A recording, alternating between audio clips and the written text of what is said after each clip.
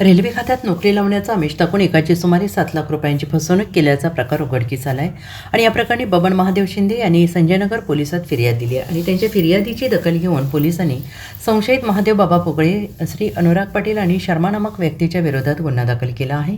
फिर्यादी बबन शिंदे यांचा किराणा मालाचा व्यापार आहे आणि त्यांच्याशी संशयित महादेव पोगळे, पाटील आणि शर्मा या संशयितांना ओळख वाढवून त्यांचा विश्वास मिळवला आहे। त्यानंतर तुमच्या मुलाला रेल्वेत नोकरी लावतो असं सांगितलं। मुलाला नोकरी लावण्यासाठी म्हणून मार्च 2020 ते एप्रिल 2023 या दरम्यान फिर्यादीकडून सुमारे 9 लाख रुपयांची रोकड घेतली।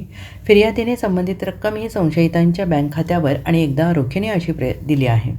पैसे दिल्यानंतर मुलाला नोकरी लावली जात नसल्याने फिर्यादी शिंदे यांनी पैसे परत मागण्यास सुरुवात केली। वारंवार पैशाची मागणी केल्यानंतर संशयितांनी 2 लाख रुपये परत दिले, परंतु उर्वरित 7 लाख रुपयांची रक्कम देण्यास टाळाटाळ केल्याने फिर्यादी शिंदे यांनी पोलिसात धाव घेतली आहे। Bureau report SBN Marathi, Sangli.